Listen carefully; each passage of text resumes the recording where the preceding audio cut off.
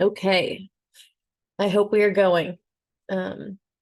So we are doing some practice on 2-6, 2-7, 2-8 stuff that we maybe did not do as well on the test that we would have liked. Basically, I'm going to do half of the whole thing, and then the other half, I want you to kind of maybe pause after each problem and then do the one that's just like it, or do that in your free time. If there's something that you did well on the quiz or the test and you don't want to practice, go ahead and skip it. It's up to you. Choose your own adventure. I'm just going to work my way through it. I will try to kind of be slow and explain it all. And I will post a key as well later for you to check out your answers as we go. So we're going to start with graphing reciprocal functions. In general, we did a really good job like simplifying our fractions, but like our just final answers were not correct. And I'm not quite sure why. So I'm just going to remind us a few things. So let's start by factoring everything down, simplifying it as much as possible. So I'm going to take this first fraction that we have, and I'm going to factor the top. So the top breaks down to x plus 6 and then x minus 4. And then the bottom is going to be x minus 4 and then x plus 3. Okay, so we factored the numerator, we factored the denominator. If you have a common factor on top and bottom, which in this case we do, this x minus 4, we're going to cancel that out, and then we're going to leave it in most simple terms, which is x plus 6 over x plus 3. And this is what I would ask for in like factored form or most simplified. This is what essentially what we're relying on for most of this entire problem. However, while we're kind of thinking about it, the canceled factors that happened, that becomes the whole.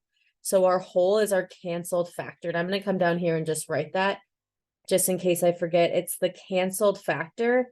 And I want you to set that equal to 0. So that was x minus 3 or x minus 4. So I'm essentially setting x minus 4 equal to 0. And so x has to equal positive 4. Okay, a lot of us did a really good job with that. That goes in my x value, but I do want you to find your y value. So if you had like a weird circle on your quiz or minus a half, whatever, that's because I want you to then plug 4 into the factored form. We're going to plug 4 in for this x, and we're going to see what happens. What's my y value from this? And I'm going to go do that down at the whole part. So I'm going to do 4 plus 6 over 4 plus 3. So that's going to be 10 over 7. And that's totally okay. A fraction is fine. It's just a little bit more than 1. So we're going to be able to graph that later. Okay. Going back to my factored form, again, everything is almost everything from now on is going to come from that. So let's look at the numerator. My numerator is my x-intercept. And again, that's of my factored version. So my factored version x plus 6 is equal to 0. And so I can say x plus 6 equals 0. So when I solve, I get x equals negative 6. So my x-intercept is at x equals negative 6. My vertical asymptote is probably the next thing you remember, which is your denominator. So we're going to set that denominator equal to 0. So that is my x plus 3 is equal to 0. So x equals negative 3. I'm actually going to move that down because we'll need more space later. Okay, while we're thinking about it, our y-intercept we can find pretty easily. Our y-intercept is if we plug 0 in for x. So if I put 0 in here and 0 in there.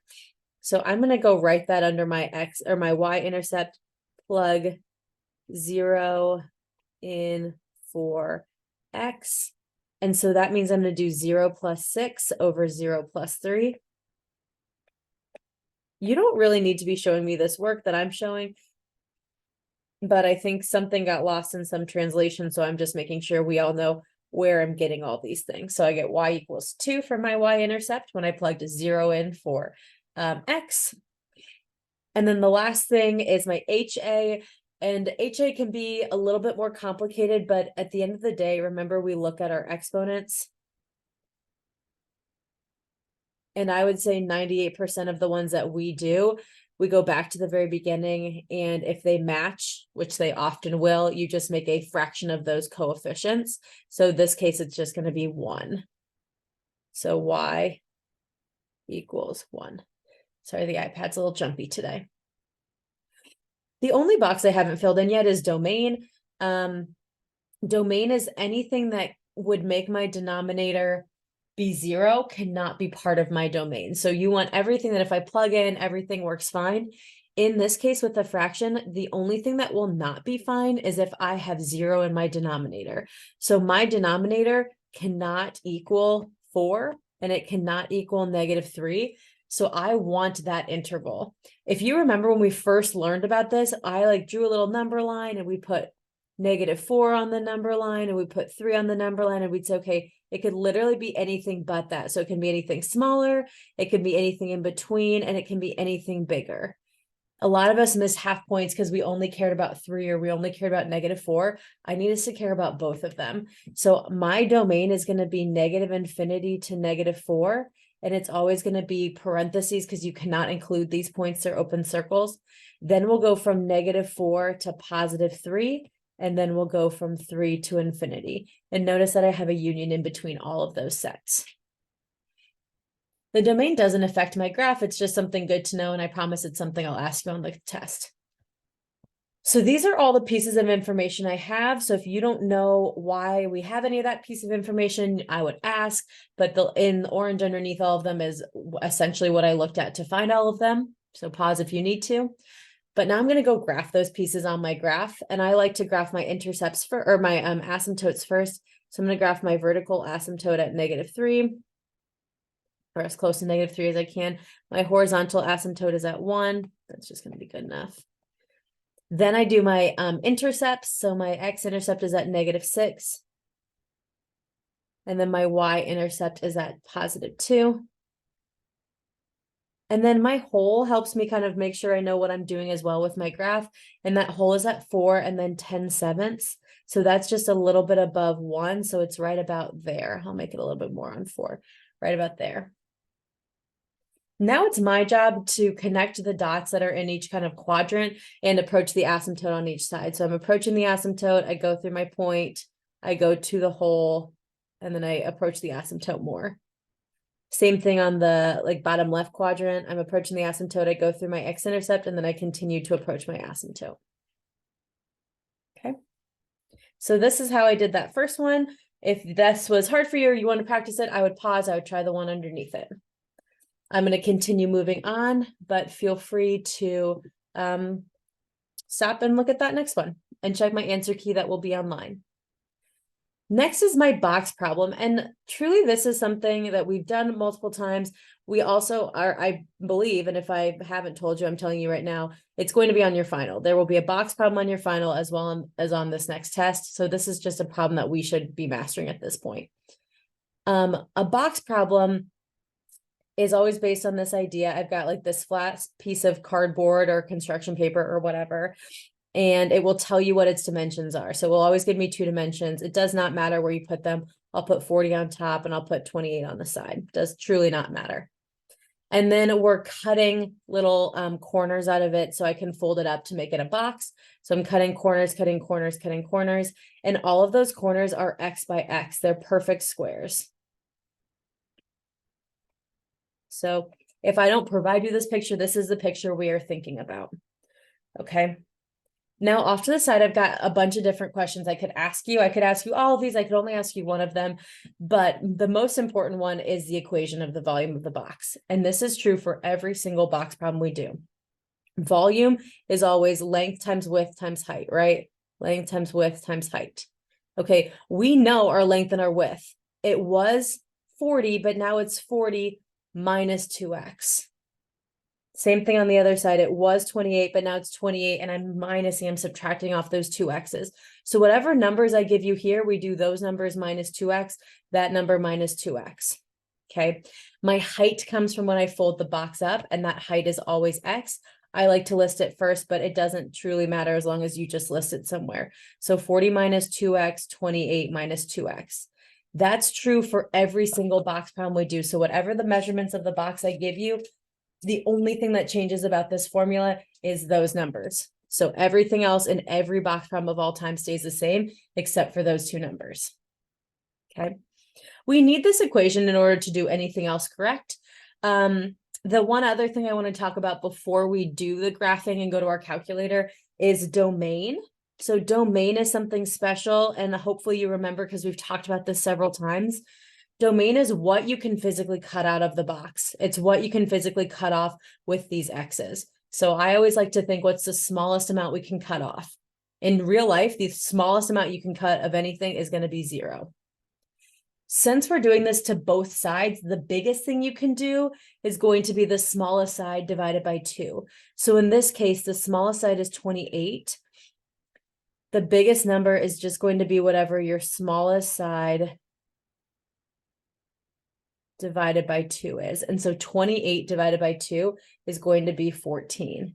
So 14.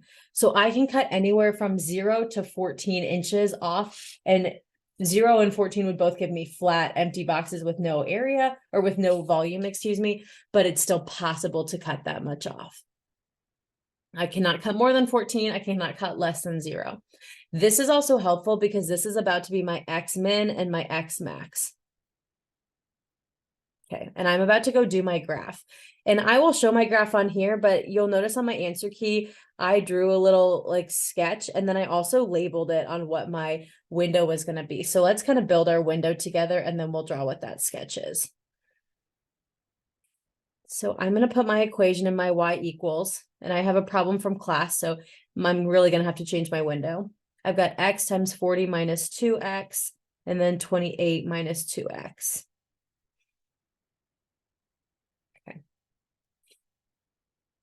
Now, I just told you our domain was important because that's going to be my X min and my X max. So my X min is 0, my X max is going to be 14.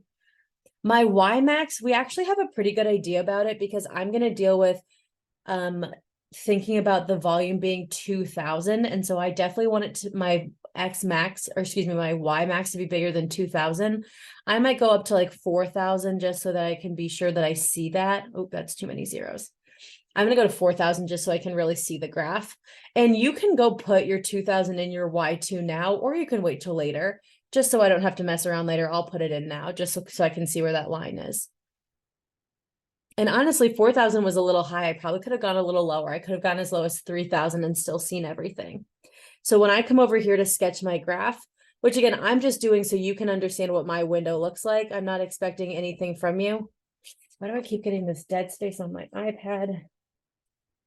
This is so irritating. Okay. So I'm going to graph. I've got this little graph right here, something like that.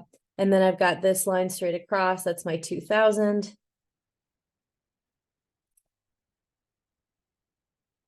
And again, I like to label it just so you can see what I'm doing. 1 or 0 to 14 is my X min to my X max. And then my Y max, what I have on my screen is 4,000. But even if you just went up to 3,000, that's fine. I'll just write 4,000 because that's what my window physically is. So if you're having trouble finding a window, go look at the answer sheet and see what my like ranges of my graph are. This will help you know what your window should be. Okay, the first question says, what's the max volume of the box?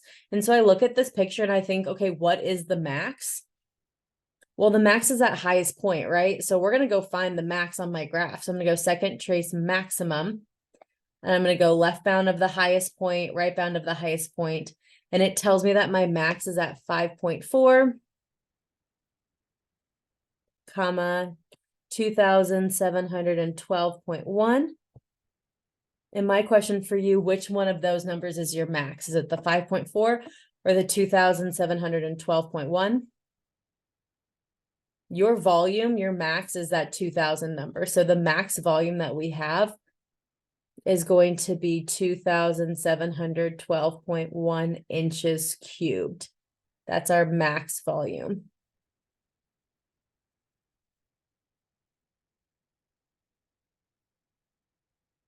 Okay. Letter C says, what size of the corners have to or what would the corners be to have a box with a volume of 2000? Well, that's why I have that 2000 line on there. I'm just going to go find those points of intersection.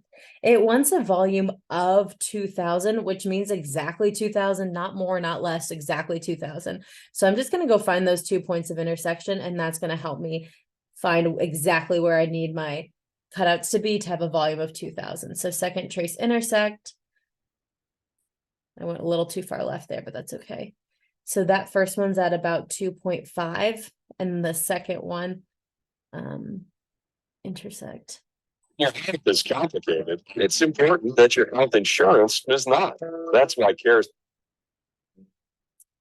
Left bound, right bound. 8.9. So those are my two numbers that will give me an exact volume of 2000. So when I come over here and write what size would the corners have to be, it's going to be exactly 2.5 and 8.9 inches. This is not an interval. This is exactly those two values are the only two values. Now, how is letter D different than letter C?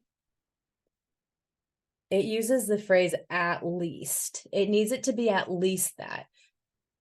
Think about if you want to get at least a 90 on the test, you're okay with a 90, but you're not okay with less than. So if we want at least, we're going to use those exact same numbers. We're just going to put it in interval notation, IN. You might see that on your test if you didn't write something in interval notation.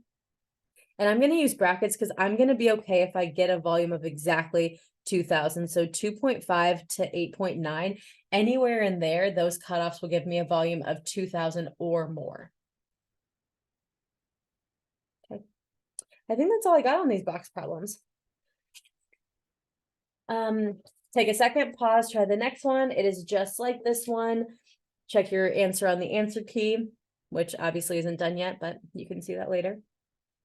And then we'll move into solving rational equations. So we'll move into 2.7. I actually don't need my calculator on this. This is where we're solving for x. So I want to see x equals. And you need to clear the denominator. If these directions aren't helpful, you can ignore them, but I think it's helpful. You want to clear the denominator. And then you want to solve for x. And that means that you're either going to factor or you're going to quadratic formula. You should get down to exactly x equal or x squared in order to factor or to quad form. I will tell you that 3 of the 4 of these use quad form, where most of the ones that we have done have been factoring. But that also being said, a lot of you guys look to quadratic formula before you look to factoring. So this shouldn't be a big deal. The only problem is check if you have extraneous solutions. So if you get like real whole numbers, you need to make sure it doesn't make your denominator 0. So like, for example, on this first one, if we had x equals 0, like if we solved it all the way out, blah, blah, blah, blah, blah, and we got x equals 0, that would be an extraneous solution, because if you were to plug it in, it would make my whole denominator 0. So that would not work. And then if x was positive 3, that would also not work. So if we got either of these, we'd have to cross them out and we could not write them on the solution line. Okay. That being said, that won't be the case here, but I just wanted you to remember to look for extraneous solutions. Some of you missed some points on the test by not excluding those. So I'm going to I'll probably do this first one and then maybe the fourth box, just so I can do one of each. And again, if you want more practice problems, let me know, but I think these are some good ones to start with. So like I mentioned earlier, we got to clear the denominator, and I'm going to start by multiplying by x and by x minus 3 to everything. Okay. When I multiply x times x minus 3 to that first fraction, the x on the bottom cancels with the x here. So I'm left with just 1 times x minus 3. And I'm just going to come over here, write it 1 times x minus 3. You don't have to be as extra as me writing all of this out, but I don't want to mess anything up. Okay. When I distribute x times x minus 3 to the second fraction, that x minus 3 is in the denominator, so that goes away. So I'm just left with negative 2 times x. Negative 2 times x.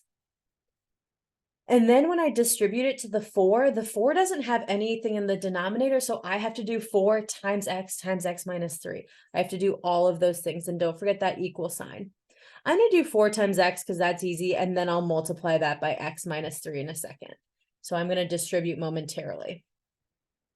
The whole point of this was I got rid of the denominator, so I have no more denominators. Now I'm just going to distribute. So I get x minus 3 minus 2x equals 4x squared minus 12x. I'm going through this carefully because I felt like there were a lot of algebra mistakes on the last or quiz or test or whatever. So just make sure you're careful. Make sure you show your work. Don't be too cool for school, especially if you make mistakes. Okay. I would rather you write out all these steps and not make mistakes. I'm going to combine my like terms on the left side. And so I get negative x minus 3 equals 4x squared minus 12x. And now I'm going to move everything to the right-hand side. So I'm going to say plus x, and I'm going to say plus 3. So I get 0 equals 4x squared minus 11x plus 3.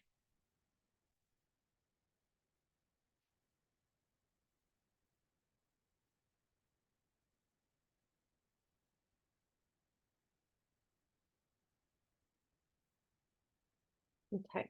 Now, I don't think this factors 3 and 4, 6 and 2. Yeah, I don't think this factors. So I'm just going to go ahead and put it in quadratic formula. So I'll just do that in a different color over here. So I'm going to have x equals negative b. So that's going to be positive 11 plus or minus square root of b squared, which is 121, minus 4 times a, which was 4 times c, which is 3, all over 2 times a, and a is 4. Okay, negative b plus or minus square root b squared minus 14. Okay, simplify 11 plus or minus 121 minus 12 times 4 is 48 over 8. It's about all the mental math I'm capable of today, though. So 121 minus 48 is 73. And I don't think we can simplify 73 at all. Ooh, that's a really ugly radical. Yeah, it's not divisible by 9. It's definitely not divisible by 16 or 25. Yeah, so that's as good as that gets, which is ugly, but it's nice for us because we don't even have to check for extraneous solutions. There's no way we could plug this mess in and get 0 as a denominator. So this is what my answer is. Okay. All right, the one underneath it is a lot like it, multiplied by x and x minus 1. The next two in the right-hand column are very similar as well. They look like they're a lot harder, but I'm going to argue they're not. I'm going to do the bottom one because I just feel like it. When you go to multiply this one, I had some of you on the test multiply by x minus or x plus 2 times x minus 1 times x squared plus x minus 2. That just got really messy really quick, and we were doing a lot with binomials. Now, you're not wrong. It's just way bigger than it needs to be. Look, I was pretty intentional. Oh, that's not what I wanted to do. There we go. I was really intentional when I multiplied it like this. I have this fraction set up. Oh, shoot. Okay. Sorry. I'm like, this is a little unhinged for anyone watching. Thank you for staying with me. When you factor that right-hand side in the bottom, it becomes x plus 2 times x minus 1. And if you notice, that's the exact same as the two other denominators. that there's a reason I did it this way, is so that you only have to multiply by x plus 2 and x minus 1 in order to cancel all of the denominators. So don't multiply by those two and this big ugly trinomial, just multiply by those two because they will together cancel out the denominator of the right-hand side. Okay, so as I do this, I'm going to multiply, I'm going to distribute, I'm going to multiply those two together. The x minus 2's cancel, so it's going to be 3x times x minus 1.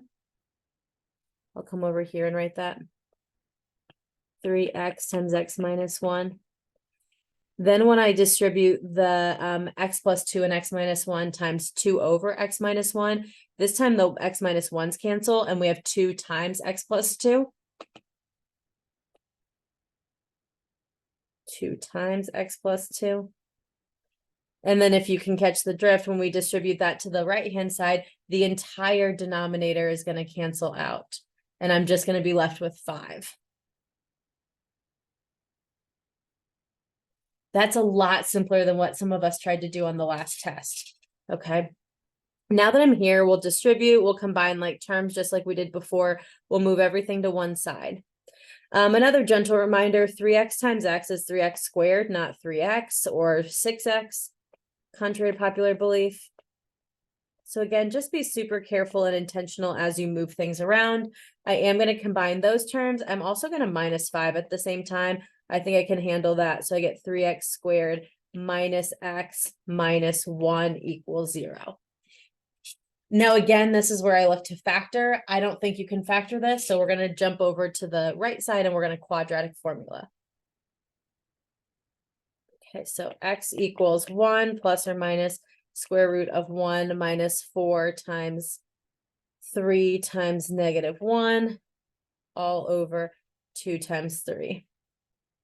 So then we start simplifying. 1 plus or minus root 1 plus 12 over 6, and 1 plus 12 is just 13, so we get x plus or minus root 13 over 6.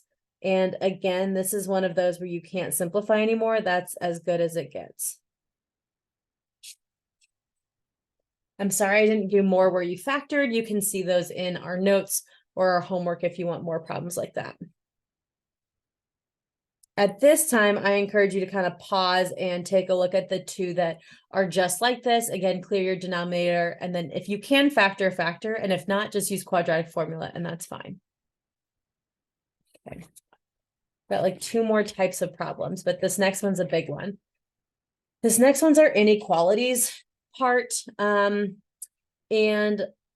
there's a couple different types of problems here. So I think I will primarily do, yes, I'm just going to do the left-hand side on these. So I'll do this one, and then I'll do all of these.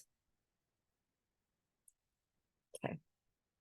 So on these inequalities, this first one says use a graph and identify the following from, and it uses this equation. So we're going to use this equation. We're going to sketch a graph of it. Okay, so let's do that. If this is already in factored form, it's actually very, very simple. I already know my zeros are going to be -5, 3, and -1. You set each of your factors equal to 0.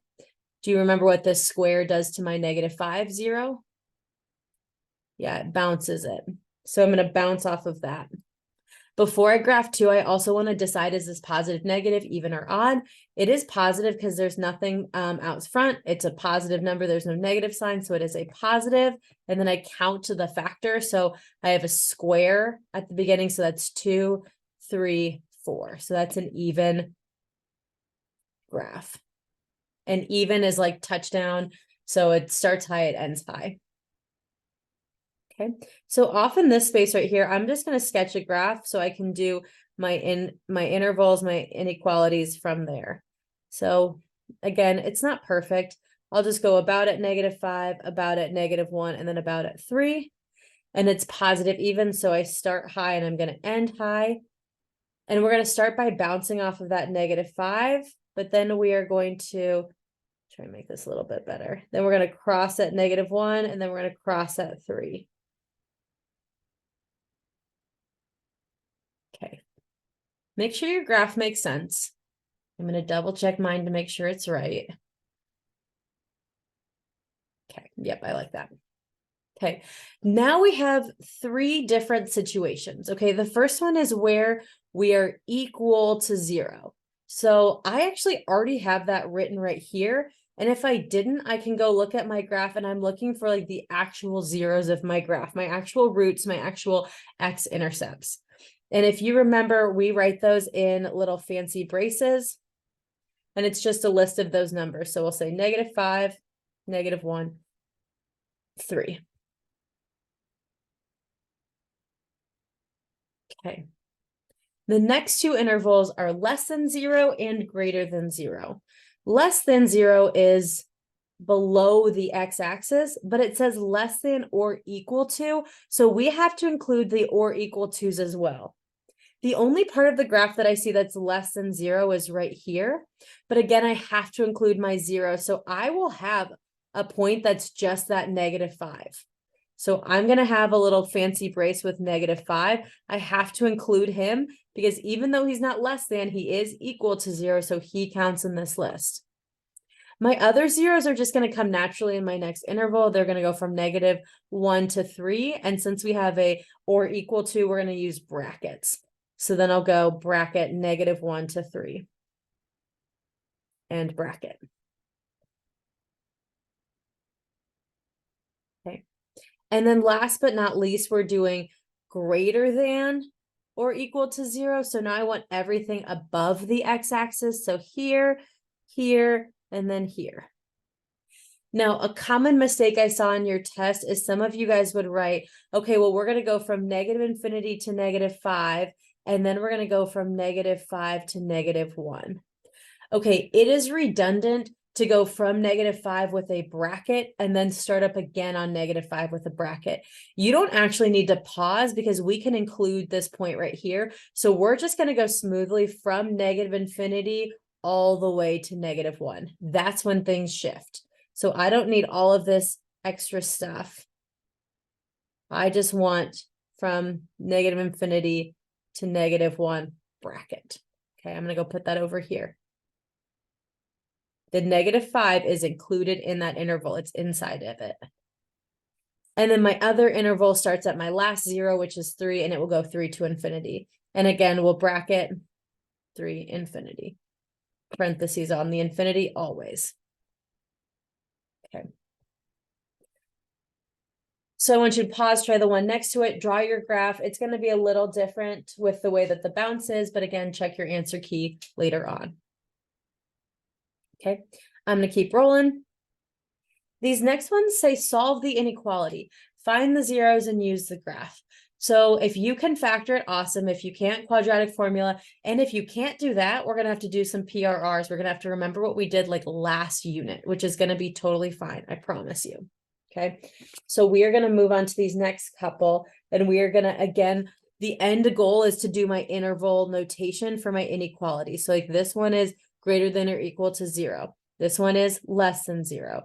This one is greater than or equal to. So we're going to have to do an interval notation based on whichever inequality we were given.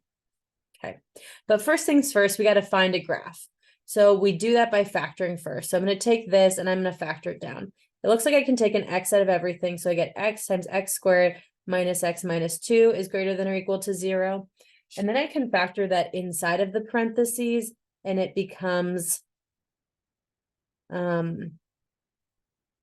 x minus 2, x plus 1, I think. Yeah, I feel okay with that. And from here, I can identify my zeros. I don't need my graph anymore. I'll put that away.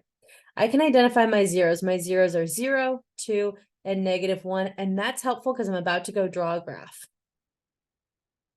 So again, all I've done right now is I've factored it. I factored it, and now I'm trying to draw a graph.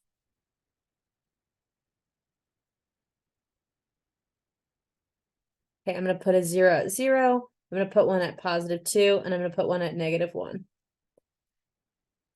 Before I graph this, and you can go back to the original equation to determine this, we have to decide, is this positive or negative, even or odd? And if I look at the very, very first term of this whole thing, it's a positive odd. And if you remember positive odds, start low and then end high. And there's no bouncing here. There's no repeated zeros. So I'm just going to cross at every zero. Cross, cross, cross, cross. Okay. Unlike the last problem, I don't need all of those intervals. I only want where we are greater than or equal to 0. And if you remember in our notes, I would always write f of x is greater than or equal to 0. And I told you that you didn't have to write that, but I found it helpful to know what my interval was. And if it helps you know what your interval is, I encourage you to use it. So my interval where I'm greater than or equal to 0 is here and then there. That uses all of my zero, so we're going to be set once we write an interval notation, and we'll go -1 to 0, and then 2 to infinity. Parentheses. Okay. The one to the right of this is just like it. Factor it out, simplify it, find the zeros, do a little sketch of a graph, and then write interval notation. You'll notice that the next one does not look nearly as friendly. And you're right, we are going to have to remember our PRRs and then plug in and synthetic division and all that fun stuff. Sorry. The reason I'm having you do this here is because you're going to have to do it on the final. So I'm just kind of reminding you, I'm keeping it in top of mind. If you remember on the quiz, I think I wrote like hint and I wrote x equals like something. If I give you a hint, you can use that. You don't have to do PRR and plug in, but that should go in your synthetic division and that still counts as a 0. Okay, I'll prove that to you in a second, but let me list my PRRs first. So PRRs, we do plus or minus, and we do the factors of the constant at the end, which is 24. And there's a lot of numbers there. 1, 2, 3, 4, 6, 8, 12, 24. I don't think I missed anything. And then it's over all the factors of my leading coefficient, which is 2. So plus or minus 1 and 2. You're welcome to rewrite those out, but I'm just going to start at the beginning. I'm going to try 1, -1, 2, -2, etc., etc. When we did this last unit, remember we wrote like plug in and then we wrote all the things we plugged in. So I'm going to start with 1 and I'm going to go put it in my calculator. Can be a little tedious, but it will be okay. So I'm going to say 2 parentheses 1 raised to the 3rd minus 7 times 1 squared minus 10 times 1 plus 24. Oh, shoot. Okay, let me try again.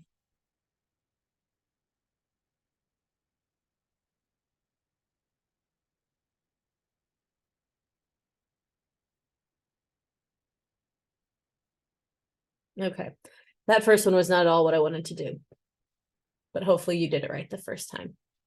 All right, I plug it all in, I press enter, and if I don't get 0, I got to try the next thing. So now I'm going to try -1. And so I can press second entry and I can go put a negative in for all of those ones. Plug a negative in, plug a negative in, plug a negative in. All right, still don't get 0. So now I'm going to try +2. Again, second entry, and I can go delete those pieces and get -2 or +2 in. That's not 0 yet either, so we're going to try -2. I hope we find it sooner than later. Negative, negative, negative. Okay, good. That's the right one. So we get -2, and so I'm going to use synthetic division to simplify to factor that down. Again, this was a process we did a lot of. We did our PRRs, we plugged in, we found -2 works. So now I'm going to go do my synthetic division with -2 in the house. 2, -7, -10, and then 24. Carry that 2 down. 2 times -2 is -4. -7 plus -4 is -11. -2 times -11 is +22. -10 plus 22 is +12, and then -2 times +12 is -24, which is 0. Okay. A lot of us on the test got here, and then we just like decided we were done. You're not done. So we have 1 0, but I'm going to factor this or quadratic formula it if you want to in order to find my other zeros.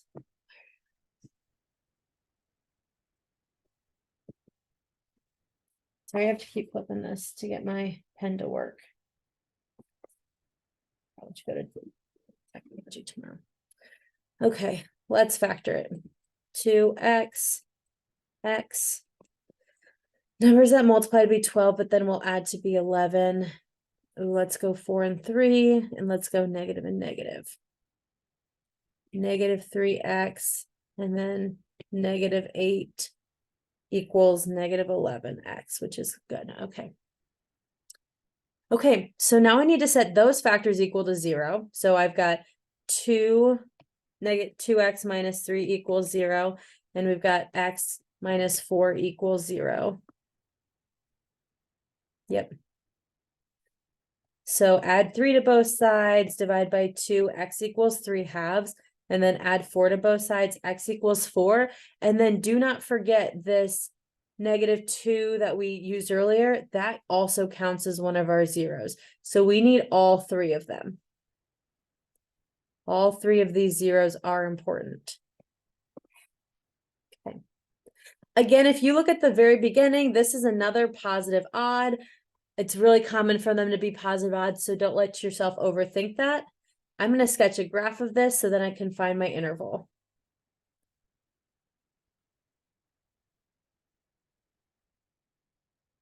Four, negative 2, and then 3 halves is somewhere in here. So zoom, zoom, zoom. And my answer wants us to tell where f of x is less than 0. So that's these places right here, less than 0, less than 0. Okay, so I've got negative infinity to that first 0, which is negative 2.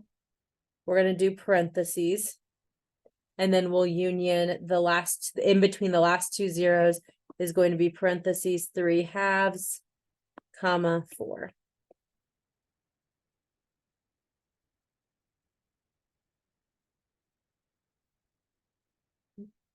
Good enough. Okay. The next one's a lot like it. Again, you're going to need to do your PRRs. You're going to need to plug in. You're going to need to synthetically divide. You're going to need to factor. You're going to need to graph, and then you can find your interval. So lots of steps on these problems. Okay. I would probably stop and maybe do those 2 before we move on to the next set. Because this next one's a rational one, which we have done several with, but I feel like we keep making a crucial mistake. Okay. You guys are good with moving the 2 over to the other side. You all know that everything needs to get to one side. So I've got x plus 1 or x plus 3 over x minus 1 minus 2. Now that's like 2 over 1, and I need to combine these 2 to one fraction. I'm not canceling the fraction. I want them to both be the same fraction. So I'm going to multiply by x minus 1 on top and bottom because that keeps my fraction true. And that's still greater than or equal to 0. Okay. I'm going to distribute this negative 2 to the x into the negative 1. I'm going to put it in the top of my fraction. So I've got x plus 3 minus 2x plus 2. And that's all over x minus 1. And then I'm going to combine my like terms. So x minus 2x is going to be negative x. And then 3 plus 2 is 5. And then I get x minus 1. Okay. This is what we're using for the rest of this problem. So make sure that you can move the 2 to the other side, get like denominators to combine the 2 fractions, combine like terms, and we get down to this. Now, this is where it's important that we practice our graphing rational functions because we're going to sketch another graph here. I'm going to go up to over here and make a list.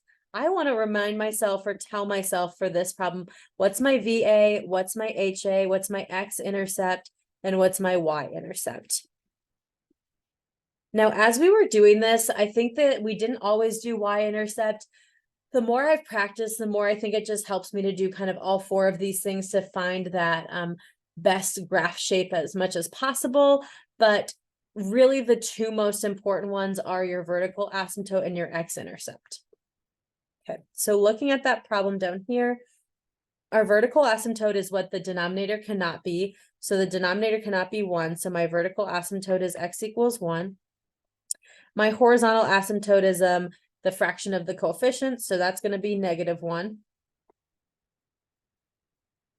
My x-intercept is my numerator, so -x plus 5 equals 0, so x is going to equal 5.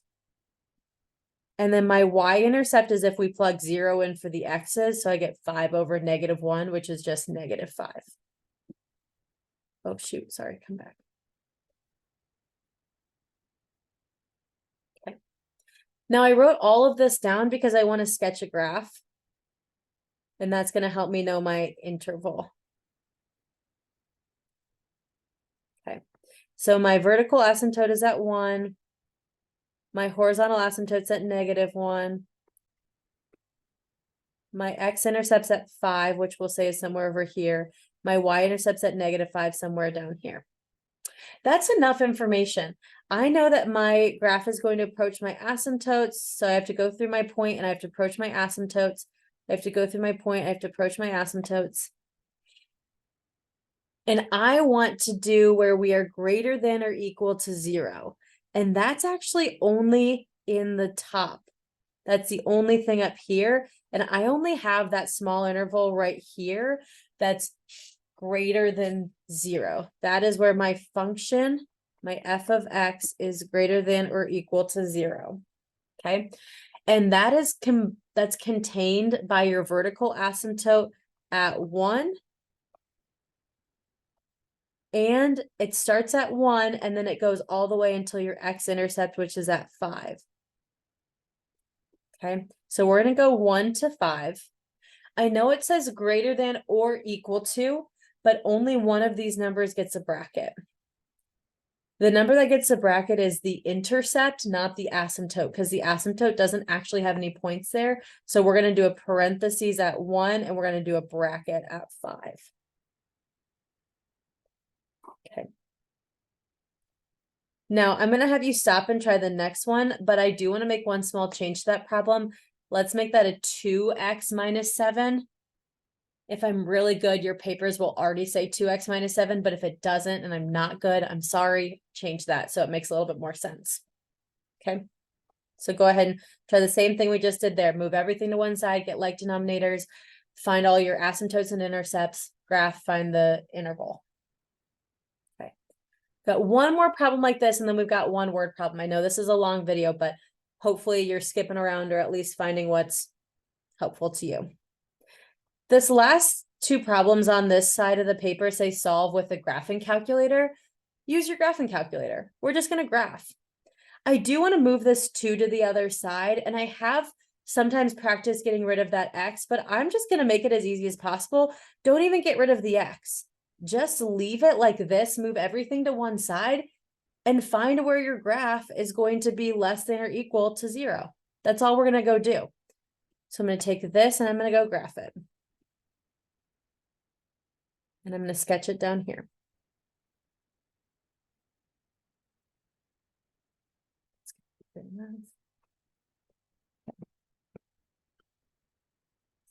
X squared plus 7 divided by x minus 2. You don't need any parentheses. And actually, we can just use a general normal window here. So I'm going to go window and actually zoom standard to get just a normal window. And I get something that looks like this. It's kind of like goes through the x-intercept or the x-axis and approaches the y-axis, and then it kind of loops back up here. I don't even really care about it. All I want to know is where are we less than 0? Where are we below the x-axis? And it's just that one place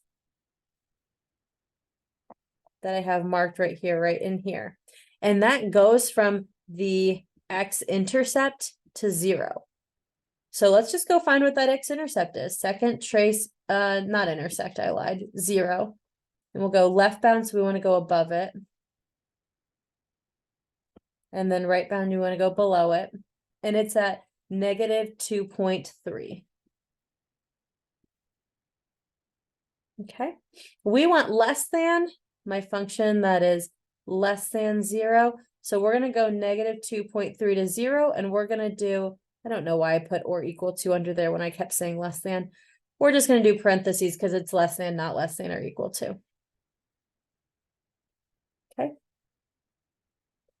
Next problem is just like it, except this time we're going to go greater than. So make sure you move that 3 over, graph it, draw a little sketch, find your x-intercept. Okay. We're finally on the very, very last problem. I'm going to do the first one and then you can try the second one on your own. This one says find the minimum perimeter of a rectangle whose area is 200 inches squared. Okay. We need to, for this problem, we need to remember what the perimeter formula is. And we want to remember what the area formula is. Okay, you need both. And contrary to popular belief, you cannot just guess or check this. I would like to see a little bit of work. So it says find the minimum perimeter of a rectangle whose area is 200. Okay, well, if the area is 200, I can put that 200 in for my area. And I have two variables right now, but I can make this simple by solving for one of them and plugging it into the other equation. So I don't like L, so I'm going to divide by W to get L by itself. So 200 over W is equal to L. Okay. We're going to go plug that in. Right there. So that means I get 2 times 200 over W plus 2W. Okay. We are going to stop everything and we are going to graph that. And then my question to you is, after we graph it, what are we looking for? The minimum. We're going to graph and we're going to find the min. Okay. Your window is going to be a little bit funkier now. That's okay. Don't even multiply it through. Just keep it as basic as possible. 2 times 200 divided by x plus 2x. I'm not quite sure what my x min and my x max is, and my y min and my y max are going to be. I am going to make my mins both 0 because this is a real life situation. I cannot have negative length or negative width or a negative perimeter. Then I also want to think about my maxes. I don't know what my maximum width or length is going to be. So I'm going to guess 50 just because I don't want to try and change my window. And my Y max, I think if I put 200, which is that number that we already see in here, if we put that number in, I think everything should be smaller than it. So we'll put 200 there and then we'll press graph. Oh, that's nice. It's a very clear picture where I have a definite minimum. Kind of looks something like this. So we're going to find where that minimum point is. So we'll go second trace min. It's always a little confusing to me. It's a little bit farther than I think it is. So I try and go as far left as possible, and I try and just go as far right as possible, just so the min's in there somewhere. So this min is at 14.1. Now, it says the point is 14.1 and then 56.6. And that's important. 14.1 is my width. So my width is 14.1. And we can figure out what my length is by doing 200 divided by that. 200 divided by 14.1 is about 14.2. So they're almost always the same. They're just a 0.1 apart right now. But my question isn't length and width. It's what's my minimum perimeter. Well, we already have it. It's right here. It's that Y value. So my minimum perimeter is going to be 56.6 inches. That is my minimum perimeter. Okay. That's all I've got for you. When I finish this, I'll post an answer key. If you have questions, come see me. But I hope that this made you feel a little bit more confident, or at least is getting you to practice some of these questions that maybe we didn't do so good on the last test on. If you need anything else, come see me. But it's the end of the video. Bye.